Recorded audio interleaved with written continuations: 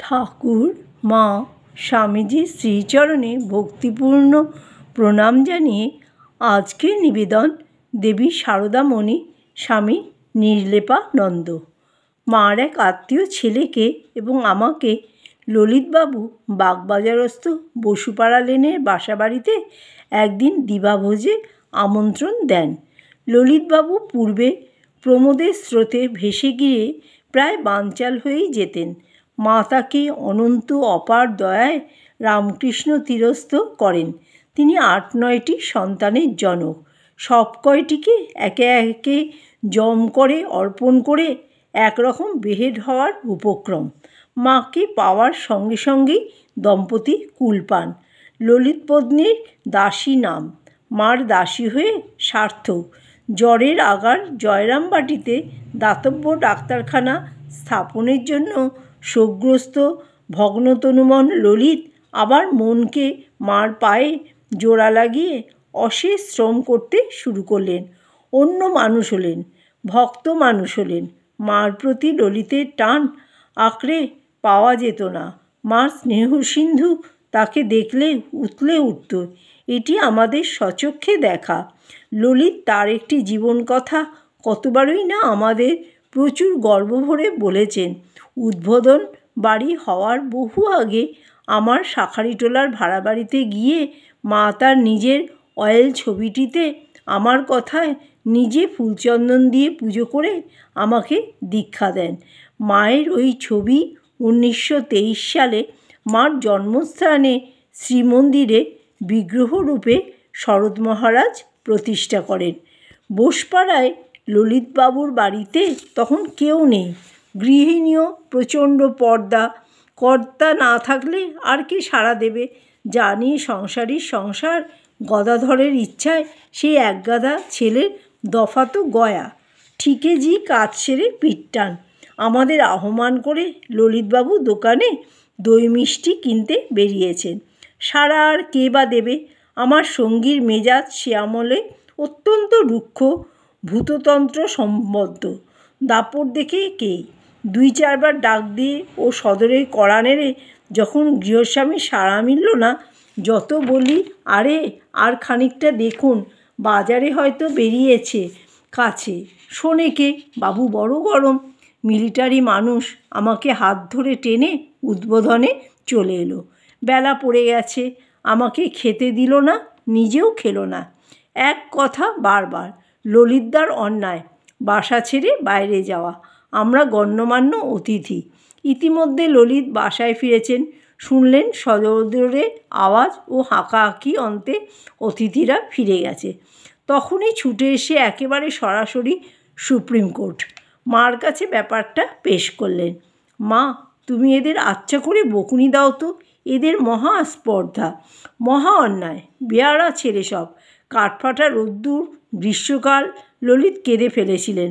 তার কারণ ওই সঙ্গীটি আবার গোদের ওপর বিষফোড়া। গুরুবংশীয়ার স্বামী কুটুম্বানন্দ। ললিতকে ঠান্ডা করে মা বাসায় পাঠিয়ে দিয়ে বললেন, ওদের এখনই আবার ফিরে পাঠাচ্ছি, এখনই খেয়ে আসবে। তুমি বাবা নিশ্চিন্ত হয়ে যাও। আহা, বাছার খামোকা খেতে বলে কি দিকদারি। তারপরেই সঙ্গে সঙ্গে আমার ডাক পড়ল। মা কুটুম্বানন্দকে কিচ্ছু বললেন না। এ যেন ঝিকে মেরে বউকে শেখানো। আমি ওই একবারই মার কাছে ভীষণ বকুনি খেলাম। এখন বুঝছি ওই থেকে মা কল্যাণ আমার হয়ে গেল।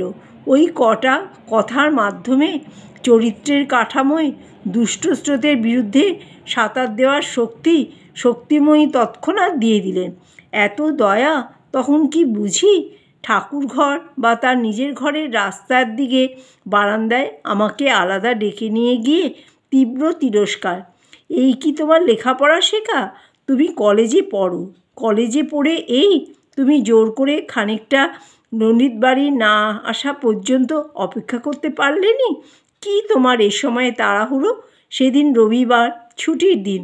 ও না হয় গণ্ডমূর্খ গোয়ার, ওকে তো কিছু বলা চলবে নি। আমি লজ্জায় অধোবদন। মার সব দিকেই নজর, অসম্ভব তালবোধ। উদ্বোধনে তখন খুব ভিড়। ভক্তবৎসলা মা পূর্ণচ্ছেদ পড়ল না। তখনই আবার শরৎ মহারাজকে হুকুম হলো, এদের দুজনাকে তুমি নিজে এখুনি ললিতের বাসায় নিয়ে গিয়ে খাইয়ে দাইয়ে ললিতকে ঠান্ডা শান্ত করে দাও গো।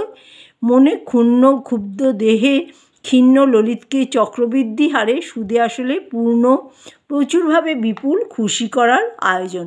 কথা মতো তৎক্ষণাৎ সৃষ্টিধর পরম আজ্ঞাবহ নিরভিমান শরৎ মহারাজ তাই করলেন। শরৎ মহারাজেরও মজা দেখলাম।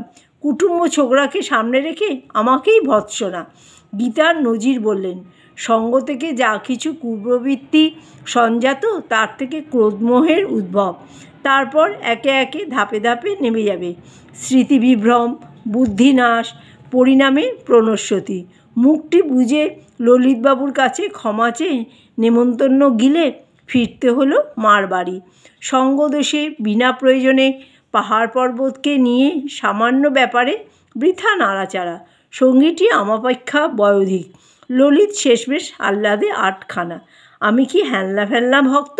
কি বলে আমার সঙ্গে চালাকি? মা আমার হাত ধরা। ললিত মাকে তুমি জবানিতে বরাবর বাক্যালাপে চালাতেন। গোপের বহরের দরুন কাইজার চ্যাটার্জি বলেও তাকে ডাকা হতো। উপরোক্ত ব্যাপারে একটি অনুভব বড় চিত্তপ্রসাদ আনল। সংসারে যে অভাগা মর্যাদাচ্যুত মা তাকে স্নেহভরে উদ্বুদ্ধ করে মর্যাদামণ্ডিত করছেন।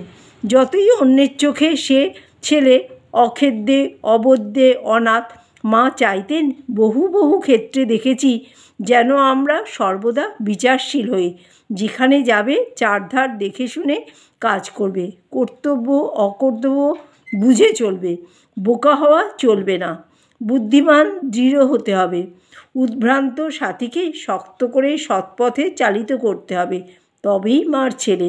মার স্পর্শ, মার আশীর্বাদকে জীবনে ফলাতে হবে। আমাদের গুরুদায়িত্ব মাথার ওপর সদা সর্বদা ঝুলছে। জয় মা শারদা।